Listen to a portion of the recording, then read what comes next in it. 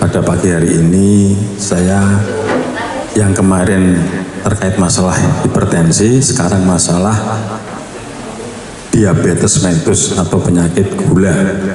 Oke. Untuk diabetes mellitus atau penyakit gula itu ada yang namanya hiperglikemik dan ada hipoglikemik. Nek hiper ki akeh kokean gula, nek hipo itu kurang gula. Bahaya pun di kabeh berbahaya. Nggih. Jadi kadar gula dalam darah melebihi batas normal itu namanya hiperglikemik. Nek kurang dari normal namanya hipoglikemik atau di bawah normal.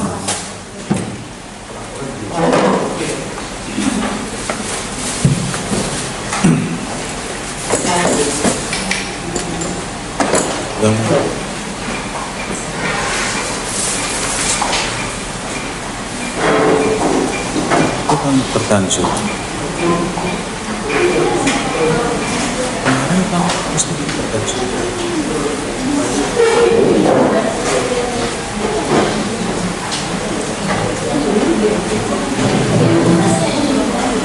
Oh, sini ada yang hipertensi juga. Enten. Selain menyandang pangkat DM juga ada yang hipertensi juga. Ya nanti saya terangkan hipertensi sekilas ya. Saya kira kemarin. Hipertensi juga gitu, ada masalah tensi, ada yang hipotensi dan ada yang hipertensi. Jadi sama-sama bahaya juga, ya. Nah, gejalanya hampir sama antara hipoglikemik dan hipotensi. Masa pusing, kayak arep semaput, ya. Kadang diikuti mual muntah, sampai bisa menyebabkan pingsan atau semaput. Ya, sebelum semaput kadang-kadang sok kayak wong bingung kalau kurang tensinya kurang atau gulanya kurang, hampir sama. Ya. Kalau ada yang seperti itu harus segera ke rumah sakit atau ke puskesmas untuk segera mendapat pertolongan.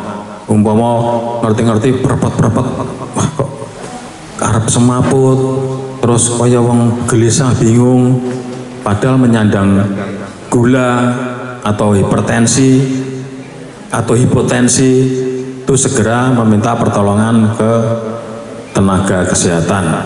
Ya, kemarin sudah saya terangkan juga masalah hipertensi. Hipertensi kalau tensinya lebih dari 180 atau sampai di atas 200 dan di bawah 120 itu namanya hipertensi emergensi. Emergensi itu harus segera ditangani, diturunkan karena untuk mencegah serangan-serangan yang lain lebih lanjut. Jadi tidak boleh terus misalnya tensinya 200 lebih terus bawahnya 120 atau lebih, itu harus segera mendapat pertolongan. Walaupun kadang-kadang keluhannya tidak muncul. Keluhan hipertensi yang emergensi sewaktu-waktu tiba-tiba muncul dan bisa berakibat fatal.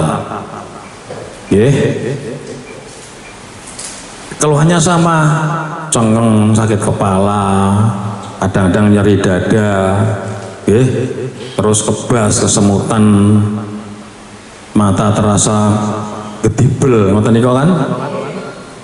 Saya sudah tahu ya. Atau bahkan bisa menyebabkan kejang. Nah, kalau kejang itu sering terjadi apabila sampai mengganggu sistem saraf otak atau sing coro gampangane gejala stroke atau stroke, ya. Itu sampai kadang-kadang kejang, kehilangan kesadaran, itu akibat tensinya tinggi, terlalu tinggi, sampai stroke itu ada dua, yang penyumbatan sama yang pecahnya pembuluh darah. Ya, nek pecahnya pembuluh darah sampai pecah, kadang-kadang diikuti dengan gangguan kesadaran sampai koma. Maka dari itu, dengan adanya program Prolanis ini diharapkan selalu termonitor tensinya, termonitor gulanya yang terkena diabetes, sehingga harapannya adalah bisa terkendali atau terkontrol, sehingga komplikasi-komplikasi yang muncul bisa dicegah, atau minimal kalau sampai muncul komplikasi bisa teratasi lebih dini, ya, karena sering ikut Prolanis, diperiksa, dicek laborate, kalau ada tanda-tanda kerusakan organ lain segera diatasi. Nah, itu sudah saya terangkan tadi gejala-gejala hipoglikemik, lemes, lapar, pusing, gemeter, pokoknya wis kaya arep semaput, kaya wong kelisir sedina Ramadan, ora kelebon apa-apa nggih. Karena gulanya turun, keringat berlebihan, bahkan sampai kejang. Berdebar-debar juga bisa, nggih. Makanya jangan, wah aku gulaku ora dhuwur. Jangan senang dengan gula dhuwur, misalnya 70 harus hati-hati. Kalau sampai di bawah 60 itu bisa terjadi hipoglikemik. Dan lebih fatalnya karena hipoglikemik, ya, kemarin juga saya terangkan, karena oksigenasi ke otak kurang, energinya kurang, bisa adanya kekurangan oksigen di otak atau kekurangan energi di otak karena gulanya terlalu rendah, sehingga bisa berakibat fatal.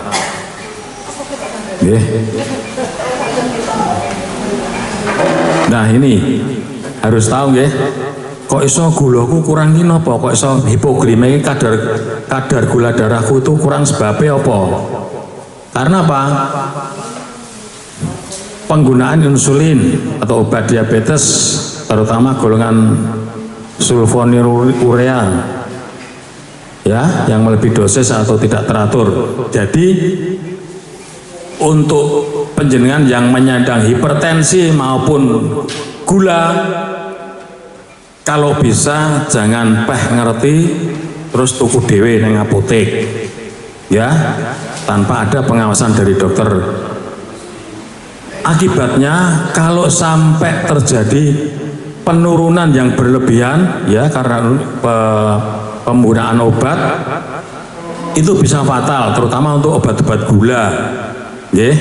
Jadi harus pengawasan dari tenaga kesehatan, ya. Kemudian kekurangan nutrisi, ya. Kekurangan nutrisi itu bisa menyebabkan hipoglikemik karena pengen langsing, diet, ora mangan opo-opo, jadi akhirnya apa? Kurangnya asupan gula dalam tubuh, itu bisa menyebabkan hipoglikemik. Kemudian produksi insulin yang berlebihan, misalnya akibat tumor di kelenjar pankreas, jadi pankreasnya itu ada tumornya, itu bisa membuat produksi insulin yang berlebihan, akhirnya gula darah menjadi turun. Atau operasi pengecilan lambung, lambungnya disempitke, ya, itu sekarang lagi ben ora doyan mangan, ben ora lemu, ada operasi lambung namanya bariatrik, ya. Kemudian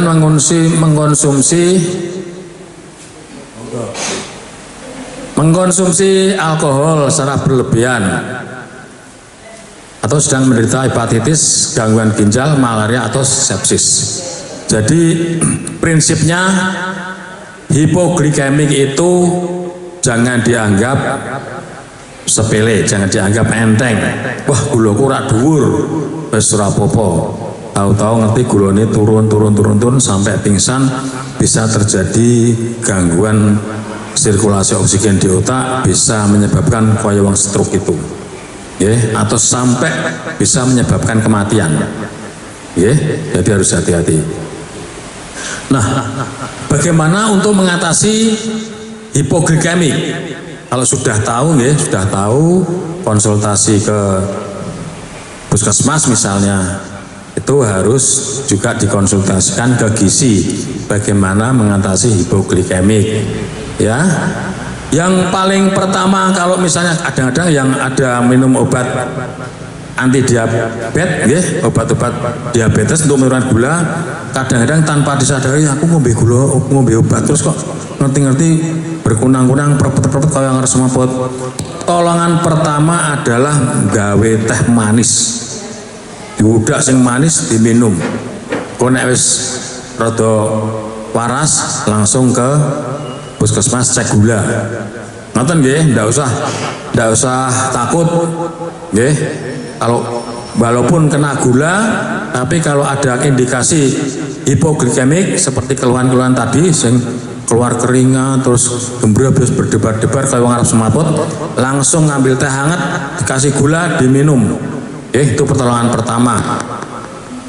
Soalnya sing manis. Kemudian larutan air gula dapat dibuat dengan cara melarutkan 2 sendok makan gula pasir ke dalam 1 gelas air putih atau air monggo, air teh bening tidak apa-apa. Jika setelah 15 menit hipoglikemik masih tetap ada, minum kembali larutan air gula atau makanan tinggi gula. Waktunya 15 menit 15. Kok isih rada lemes, minum gula lagi atau makanan-makanan yang manis, makan makanan yang manis. Nah,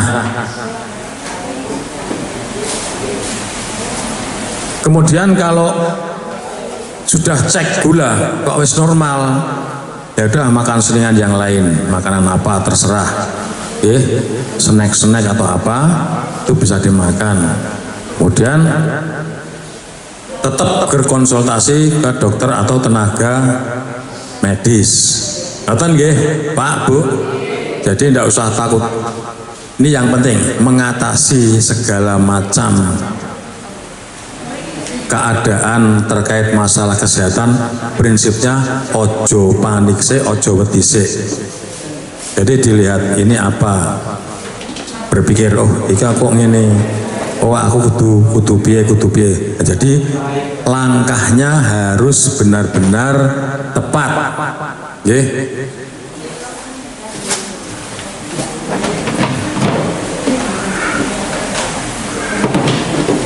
Ini ada pertolongan darurat untuk hipoglikemik.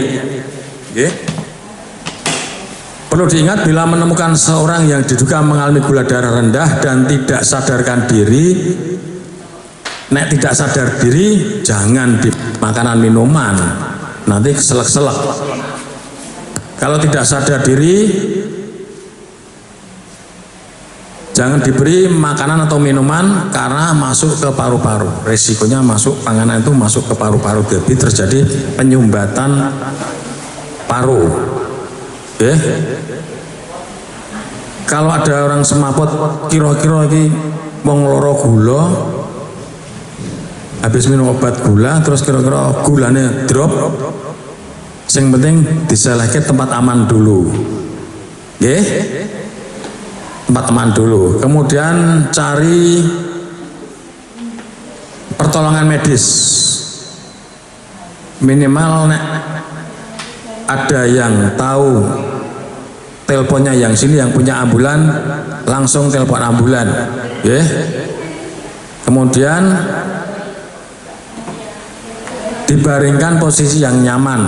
Nyamannya piye? Apa senden, apa rumah, apa gimana? Yang penting penderita nyaman dulu.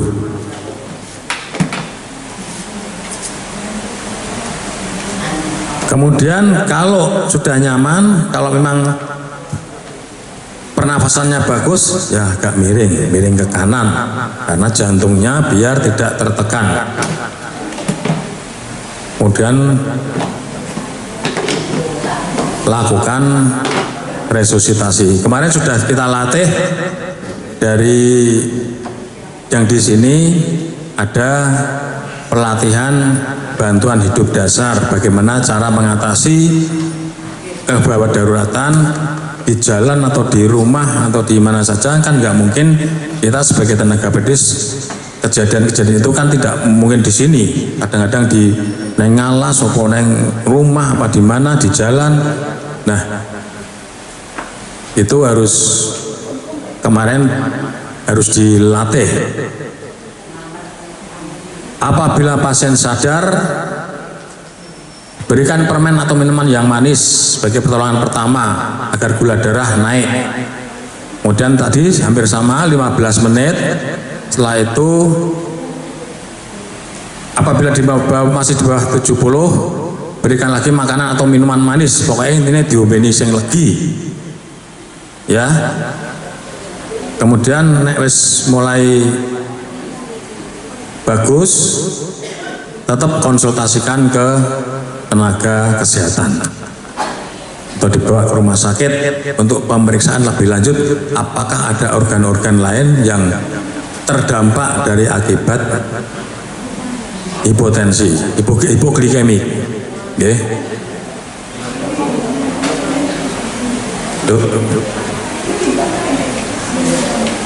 Nah, kalau hiperglikemik ini semua menderita hiperglikemik ya, saya sudah apal. Karena gangguan hiperglikemik, karena gulanya tinggi itu bisa menyebabkan gangguan penurunan kesadaran atau ketoasidosis, atau bisa mengalami infeksi yang berulang dan penurunan berat badan. Ya, yang gula-gula yang tadinya gemuk kok tambah turun berarti hiperglikemik. Hiperglikemik itu karena kurangnya kelenjar pankreas memproduksi insulin sehingga gula yang masuk dalam tubuh tidak bisa di metabolisme menjadi gula darah atau menjadi energi. Sehingga apa? Sehingga gulanya yang masuk itu keluar lagi lewat urin, lewat kencing. Okay? Nah, itu perlu diperhatikan. Saya tambah lagi, berarti jenengan apabila yang tadinya biasa-biasa saja setelah mengalami tanda-tanda klasik penyakit gula itu apa? Sering lapar, sering haus, sering kencing malam hari, nggih. Juga ditambah penurunan berat badan. Pak, aku nek bengi nguyuh ping 4 ping 5, lagi turu maler nguyuh meneh, geblet nguyuh meneh. Kok berat badanku saya turun. Lah itu waspada terhadap adanya penyakit diabetes mellitus. Oke. Jadi glukosa darah atau kadar gula darah dalam keadaan setidaknya puasa 8 jam 70 sampai 100. Nah, itu gula puasa. Setelah 2 jam setelah makan, 2 jam setelah makan kurang dari 140. Jadi kadar gula yang sewaktu harus di bawah 200 normalnya. Nggih, jadi harus hati-hati nggih. Karena gula itu sumber energi. Gula karbohidrat itu sumber energi bagi tubuh. Nek gulanya dhuwur otomatis lemes karena gulanya itu terbuang. Arep ngombene gula sok sore awan wengi tapi kebuang terus, mboten saged dicetak dalam tubuh untuk menjadi energi atau tenaga. Nggih. Itu yang memproses siapa? Hormon insulin yang diproduksi oleh kelenjar pankreas. Jadi pun enten gambaran nggih. Oh nek insulinku ki kurang berarti pankreasku sing terganggu. Peran pankreasku ki berarti ono gangguan. Oh berarti sing menyebabkan gula ki mergo pankreas tidak kurang atau dalam memproduksi hormon insulin. Hormon insulin itu merubah glukosa menjadi glikogen untuk energi. Akhirnya apa? Gulanya metu. Jadi arpa ngombe gula diokai sia-sia. Justru makin lama justru memperburuk organ-organ lain.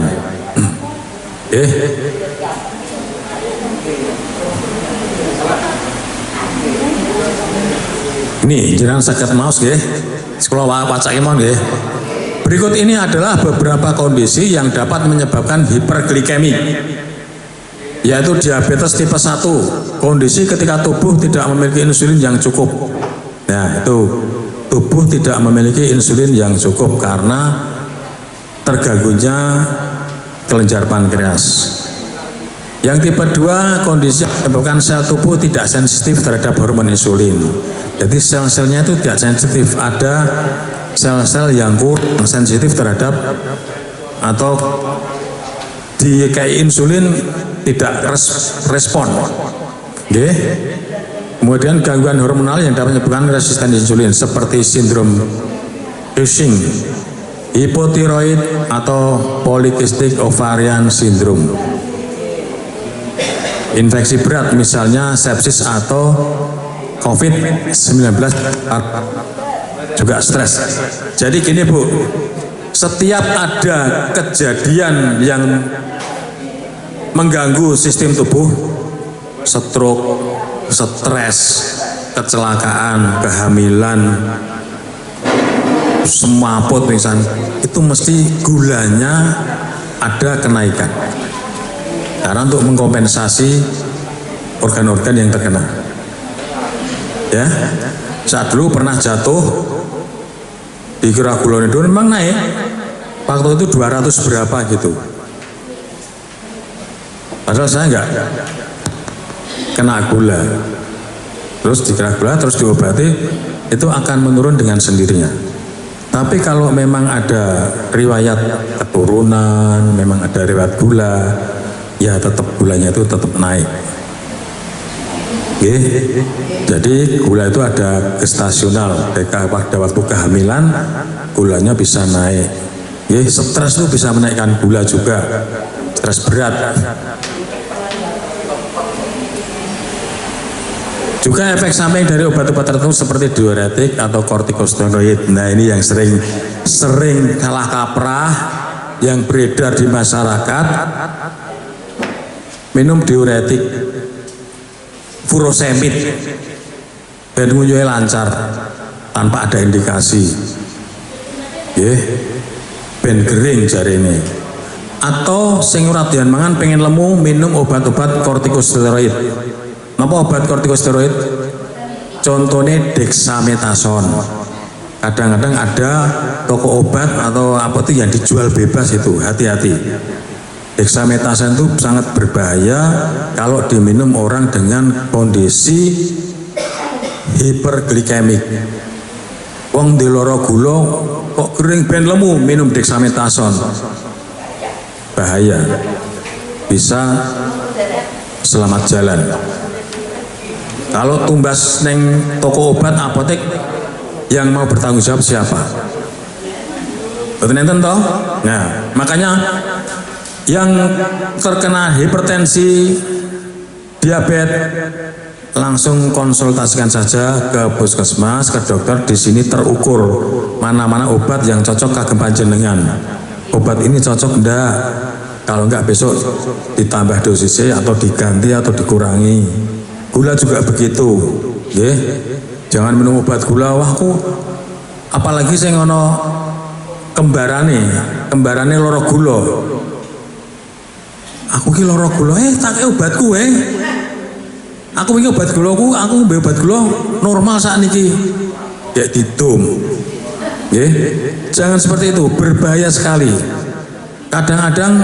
Kadang-kadang obat niku cocok untuk satunya, belum cocok untuk yang lain. Sama-sama orang sakit flu misalnya. Sakit flu apa pusing. Itu yang satu minum ultra flu, pakai ultra flu, sing siki mari, sing sijine ra mari. nggih. Atau minum obat nyeri kepala apa nyeri boyok apa lara pokoknya pegel-pegel, sing iki ngombe antalgin, sing iki malah biduren. Nggih. Jadi harus hati-hati nggih. Perlu pemahaman. Nggih. Nah, ini apa namanya? Kapan kalau ada tanda-tanda harus pergi ke dokter atau pelayanan kesehatan atau ke puskesmas atau mana saja. Nggih. Napas berbau buah. Ambune kok kaya apa ya? Apa Bu? Aseton, namanya aseton. Baunya kayak apa ya? Saya pernah itu. Pokoknya ambune kayak buah lah, gampangnya gitu. Ambune kayak buah. Kamu ambu buah kayak pelem-pelem rada bosok sithik. Ya. Itu baunya seperti itu, aseton. Kemudian sakit perut, mual muntah hingga tidak bisa makan atau tidak minum, sesak napas, mulut kering, lemah, linglung. Kalau cuma linglung, tapi semuanya baik, ya nggak usah ke puskesmas, ke BRI atau BPD, nanti linglungnya hilang, langsung waras. Nah, ini sing marai medeni nek penurunan kesadaran atau pingsan. Jadi ngerti mboke apa sedulure dek pingsan blek. Lah sing nulung ki malah nguyo. Kepoyo-poyo gitu. Iki piye sundang kabeh. Tenang dulu, sing penting sambil minta pertolongan, sambil ditenangkan dulu di posisi yang aman dulu. Pokoknya nek ana wong semaput ana gembletak nanti wah kok posisi nang kene digoleke posisi aman dulu. Akan apa namanya bebas, napa pernafasan bebas, ora terganggu kanggo klambi kenceng banget atau nganggo tagen atau nika nggih. Tolong itu hal-hal yang sering terjadi di masyarakat. Kadang-kadang masyarakat kur bingung iki dinengke malah gue tulung rono mudang rono iki gembletak nang kene. Nggih, harus hati-hati nggih. Nah, lanjut. Tuh, tadi sudah saya singgung pertama kali, mana yang lebih berbahaya, hipotensi apa hipertensi, atau hipoglikemik atau hiperglikemik. Sekarang ya, ini hanya sekedar aja apa namanya ngarani mempertimbangkan bahaya dan tidaknya. Hipoglikemik dengan hiperglikemik. Nek gulone dhuwur tuh mengatasinya mudah. Gula nek 300, 400 itu masih biasa-biasa saja. Saya punya teman gulanya sampai 1200. Iya. Itu pun masih sadar. Walaupun harus tak rekomendasikan ke rumah sakit. Nah, kalau hiperglikemik walaupun dia nantinya bisa pingsan, tapi perlu proses. Ya, prosesnya agak bisa ditolong lah, bisa oke nganu ngombe obat sih. Tapi kalau hipoglikemik, tahu-tahu perpat blend, itu oksigenasi di otak itu kalau hipoglikemik itu semuanya bisa fatal. Makanya harus hati-hati. Jangan gulanya rendah, seneng-seneng, wah aku ora duwe gula, tapi gulanya di bawah 70 atau bahkan di bawah 60, itu bisa berbahaya sekali. Jadi sing penting kalau sudah menyandang gula dijaga apa namanya terkontrol, terkendali, gitu. Perwanis itu kita mengendalikan, menyembuhkan, tidak, harus sadar diri. Gula, hipertensi untuk sementara ini belum bisa disembuhkan. Bu, nanti kalau ada obat baru yang tahun berapa bisa menangin sama mboten awake dhewe, mungkin ada yang obat yang bisa ditemukan untuk menyembuhkan. Teknologi kita nggak tahu nggih, perkembangan teknologi. Nah, untuk itu untuk saat ini yang penting ikut Prolanis, dikontrol setiap bulan, konsultasi dengan gizi, konsultasi dengan Bu Dokter, Pak Dokter, bagaimana gula itu terkendali, aktivitas jadi biasa. Yang penting untuk penderita gula jangan lupa aktivitas melaku gerak senam-senam ringan selama 30 menit. Jangan lebih. Aku saya kuat. Melaku Kanada, kok tekan warung nyoto. Podo wae, nggih. Ya, yang penting dijaga kestabilan kondisi nilai gula darahnya agar tetap aktivitas biasa. Nonton nggih? Itu yang mau tanya. Ya, saya rasa itu yang bisa saya sampaikan. Apakah ada pertanyaan? Boten nggih, cara sudah jelas. Yang penting jangan bosen-bosen untuk ke puskesmas, ikut program Prolanis agar keadaan gula panjenengan terkendali. Nek terkendali iki wis kaya wong ra lara, lha wong piye wong nyatane terkendali seperti orang biasa. Aktivitas biasa, ketemu koncone seneng-seneng, bisa semuanya bisa baik. Itu saja yang saya sampaikan, mudah-mudahan bermanfaat. Terima kasih. Wassalamualaikum warahmatullahi wabarakatuh.